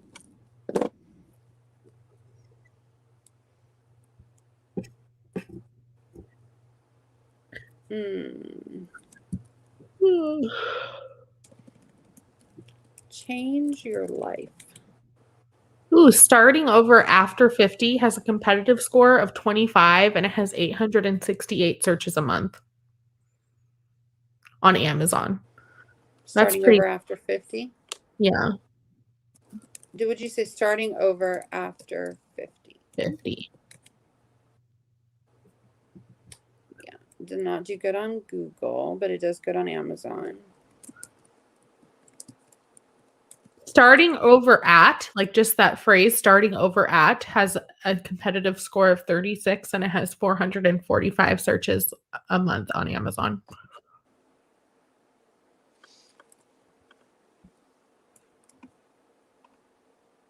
We use that. Adrian, can you share that link that I shared already? Do you have it? For what? I can do it. For somebody's asking about Publisher Rocket, and I just wanted to share the link again, so I will do it. Here's the link to we're using a tool, Peg, called Publisher Rocket. And it costs $97, but you own it for life. Then there's no monthly payment or anything. It's really worth having. You can't get these numbers on Amazon. So this is a tool that gets those numbers for you. That's an affiliate. Definitely worth having. That is an affiliate link. You don't have to use it. You can just go to Publisher Rocket. So we're using Publisher Rocket if you already have it. And it's only a one-time fee right now. I don't know if they'll ever change that, but currently it's a one-time fee that you pay, which is so you pay it once and you can have it forever. Yeah. Oh, don't have numbers for people. Yeah, Peg, I think that there's some kind of disconnection because I never get the numbers in the Google column either when I search. I'm using ubersuggest.com, and you can do 3 free searches a day. You can pay $29 for a month, or I think you can pay $250 and own it.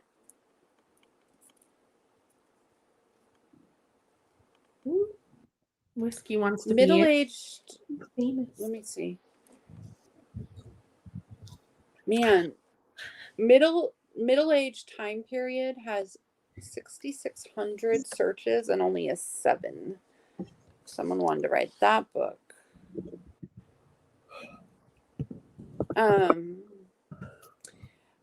Is there anybody else here who's wanting a search? Because I'm starting to get tired, and I feel like I'm losing my. You're getting diminishing returns. We have Pat and Wendy, and then that's it. Okay. So about Wendy. Well, we didn't find. Did we find one for Linda? I think starting over. We did. We had starting over midlife is really good, and just that starting over at has a pretty good search score. Oh, hi Diane. We called you and you didn't answer. But what was her search again, Diane? Diane, what is your search? I lost the search. It got lost in the chat.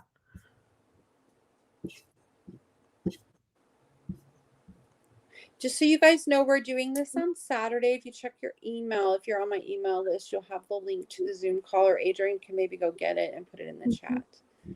Yep.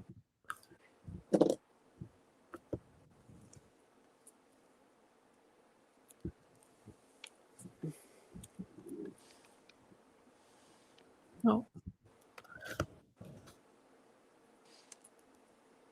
But what is Linda's? Okay, Diane, we need to know what you want to search. Yes, you do get updates, and he's awesome at updating. He does all the time. It's Teresa, it's definitely worth owning. If you can afford it, it's definitely worth owning if you're planning on writing nonfiction. Okay, Diane is not telling us what her search is. I would go on to Wendy. Wendy is next. All right, Wendy. Wendy was yours. Mental health, and there's the Zoom call for Saturday if you guys want to come and get some more help, and that will be live where we can actually talk to each other on a Zoom call. Maybe did Wendy leave? We might have lost Wendy. Okay, so then we have Pat Davis. Hi, Pat. Is she going to talk about sorrow? Oh, there's Wendy. Bible verses about anxiety. All right, let's try that. Bible verses about anxiety.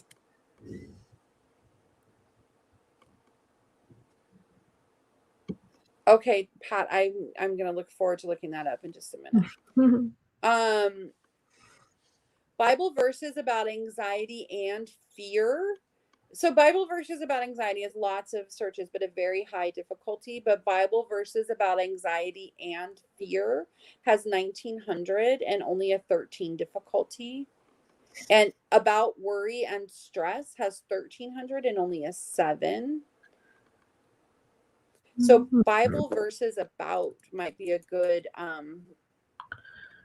overarching. She also put something with technology skills, but that's too broad. Definitely have to narrow that down. Yeah. Could you just put in Bible searches about? Bible verses or verses?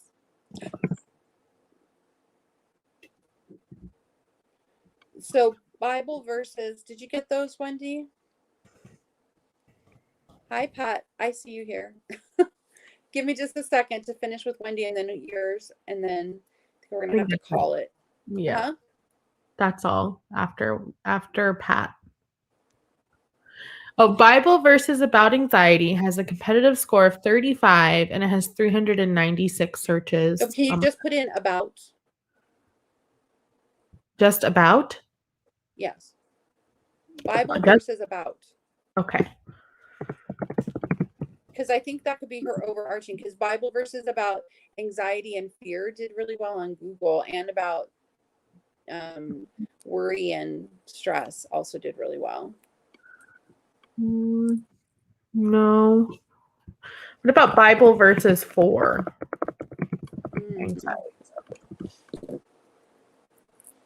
How about just Bible verses? Ooh,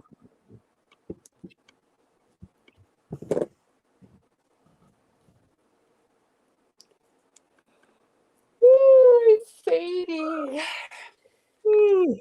I have been working for 12 hours today. Let's see. Oh, Bible verses for inspiration. 40,019. Wow. Bible verses for inspiration. Put that into Amazon.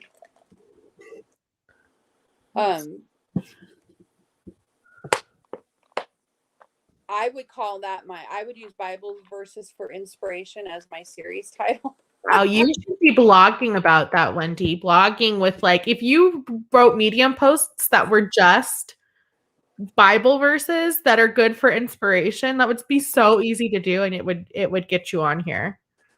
What is the Amazon for Bible verses for inspiration? Not as good. It's 49 and it has 255 searches. But man, there's a ton of people searching it on Google. Yeah. And did you write that one down, Wendy? Yeah, you need to be blogging. So there's a ton of these that are just one thing. I would have Bible verses 4 and then just a word, right? So Bible verses for Easter, 18,000, and the difficulty is 11. Bible verses for worry, 14,000, and a difficulty of 11. Bible verses for death, Bible verses for patience. They all have 14,000 or so, and like a difficulty of 11 or 10 or 11. Yeah. I had a blog. Go ahead. What were you gonna say? I just gonna say Bible verses for happiness. It has 9,900 and a score of 10. Perseverance. Yeah. All right, now go. I wrote a blog post, like, I swear, like a year and a half ago, that was just, I mean, really, it was like an introduction and then just a bunch of quotes from, it was an interview that Emma Watson did in like 2019. And I just made a list of quotes from there that were like quotes that people weren't talking about. And people, that was like, I make like $200 a month from that article. Like, people just, and all it is really is a list of quotes.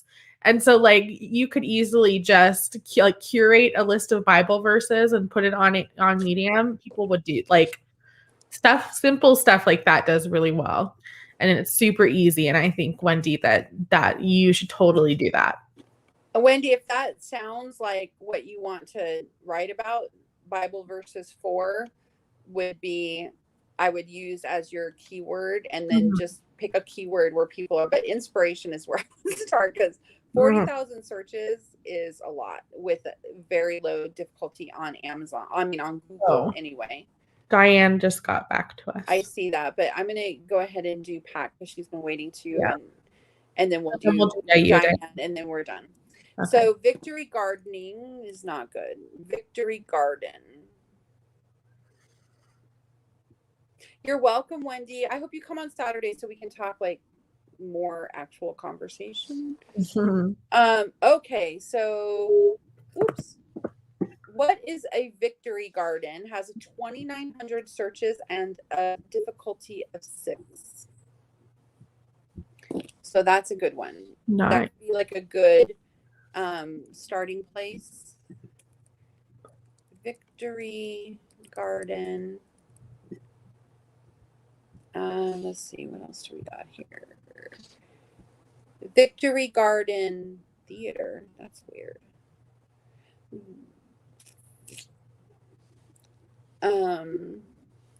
Victory Garden World War II also has 2,900. It has 2,900 in a very low difficulty, like under 10. Wow. Oh, good, Wendy. I will look forward to seeing you. So let me go back up here. Victory Garden, sustainable cooking. Oh.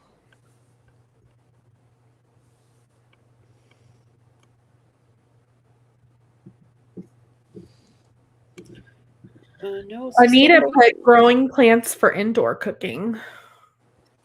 Growing plants indoor for cooking, I think. Oh, I was gonna just say like where. Growing plants for barbecue. Oh, I know, container gardening. I think. Didn't you tell me that you're going to do container gardening, Pat? I wanted to do container gardening for vegetables, 6,600. The difficulty is 37, which is just barely high. Just like barely.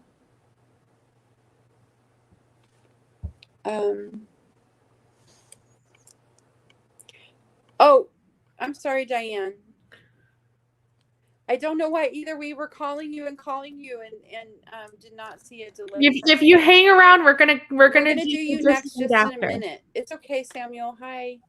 If you can wait for just like 5 minutes, we'll get to you next, and you'll be our last one. But it's okay if you can't. We'll see you on Saturday too.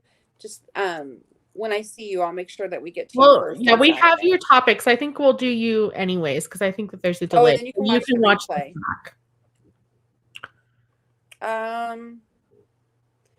Raised bed. What's another word for victory garden, Patricia? Pat, victory garden. There's a word. Community garden.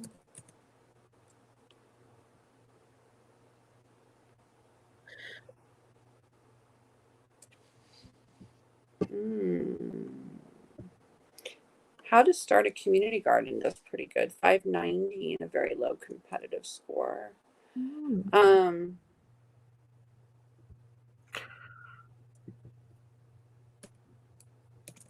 Let's see.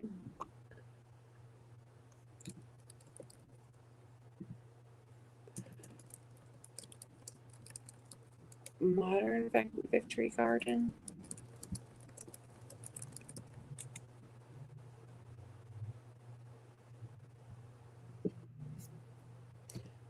Oh yeah, kitchen garden. Not modern victory garden. That didn't work.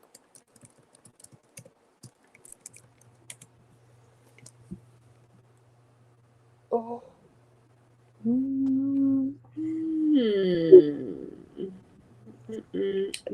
People are searching for kitchen garden. Oh, I know. Weren't we looking up urban farming, urban garden? Oh, was that you I was doing this with?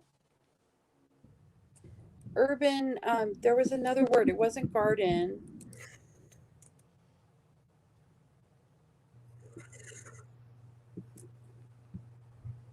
Oh, I'm going to look up homesteading next. There was one that had a bunch. No, I can't remember. Was it you? Were you there, Pat, when I was looking that up? I can't remember if it was you or Cindy Heath. I wanted to look up homestead. That's the word I was thinking of instead of victory garden. Was homestead. Homesteading in Florida does really. What's up with Florida? People think it's going to be the end of the world there. Homesteading. Oh my God, I'm fading fast. Oh, okay, here we Wow, Homesteading Florida has 18,000 searches. Is there a Florida homesteader anywhere? Okay, homesteading. Okay, here you go. You ready, Pat? Homesteading garden. A little awkward, but the search volume is 14,800 and the difficulty is 23. Oh, nice.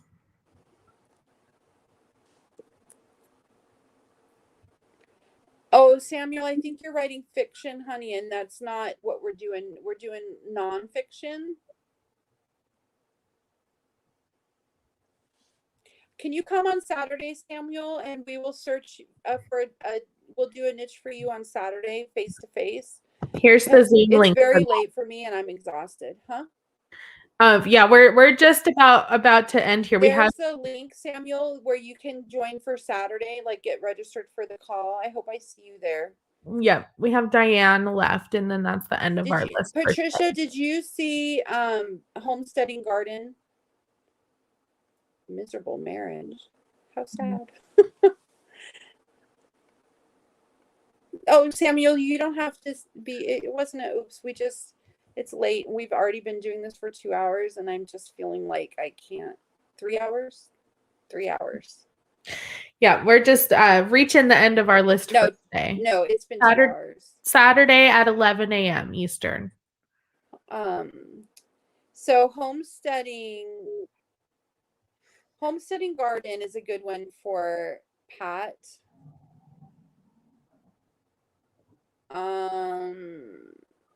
Homesteading a house, but I feel like that's not going to be exactly what you're looking for.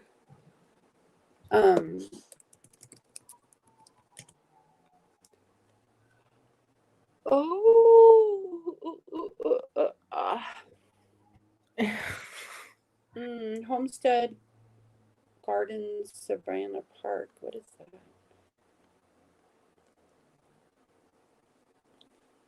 that? So that's that.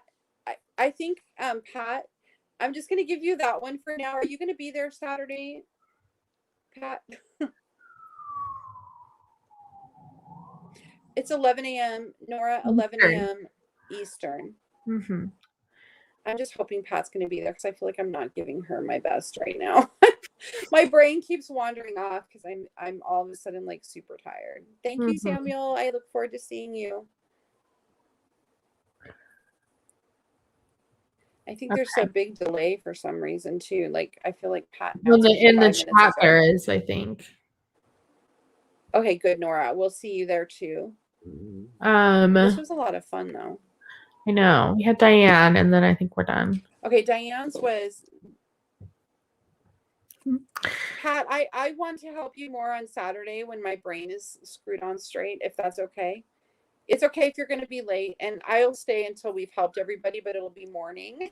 And if you're going to be late, this is for everybody on that. We can only have 100 people on that call, but we're going to try really hard to encourage people to leave once they're done to leave so that other people can come in. But we haven't had as many people register for this call as we did for last week. But anyways, just hey, if you can't get in at first, just have it open in the background and we'll try. Yeah, and also if people let us know in the chat or email or whatever, like if this is something you would like us to do every month or something, just to talk about your niches on a live stream, that's something we are open to. So if there's a call for it, we're happy to do it again.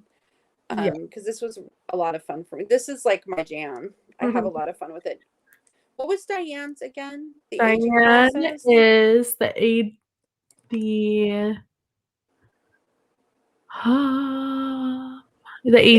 still here because I feel coping with the aging process. I know. Have to do it again on Saturday when she comes. How long will it last? Until everybody has been helped, Patricia. I'll stay anyway. Me and Adrian will. The whole team will be there though, and we can do breakout rooms and stuff. And Jackson will be there. It's gonna be a party. You want to be there. Mm-hmm. The aging process has shockingly. If Diane, I wish Diane, I don't know what's going on, but I don't feel like we can do this one for Diane without her here to tell us exactly what she's talking about. Coping with the aging process. Yeah, but the aging process. It's too big of a topic. Yeah. I don't know what she means. And okay. I feel bad. I'm so sorry, Diane, if you're watching the replay. We will definitely help you on Saturday. But my brain. It'll be on Zoom. There's the link. I just posted. I'm like suddenly just so exhausted. It's a big one. Sorry. That's okay. That's the link for my hair is like sticking straight up. I look like I got electrified. The Zoom call is on Saturday at 11. Tomorrow morning at 10 a.m. we will be here for a live 10-minute writing sprint. I hope to see you. It's in Zoom. Patricia or Pat, it's on Zoom, so we can talk, like have a conversation instead of me talking at the chat and you responding with a 5-minute delay. And like I'm totally, and I might even try to find you some keywords like on the off time, just because I love your topic so much. So, and I know what you're writing really well, so I really think that we're going to be able to find some good keywords for you. You're not getting my best right now because my brain just all of a sudden is just shutting down. I'm too tired. I'm so sorry. But I will, we'll be there Saturday. And also, I think we'll do this again at least one more time to see if people come. Yes. All righty, you guys. Bye, guys. Really fun. Good night. Don't forget tomorrow at 10 a.m. we're doing a live writing sprint. And we're also going to be talking about planning, I think. Oh, yeah. And then after the writing sprint tomorrow, we're going to have our May planning call. Mm-hmm. All right. Bye. Bye.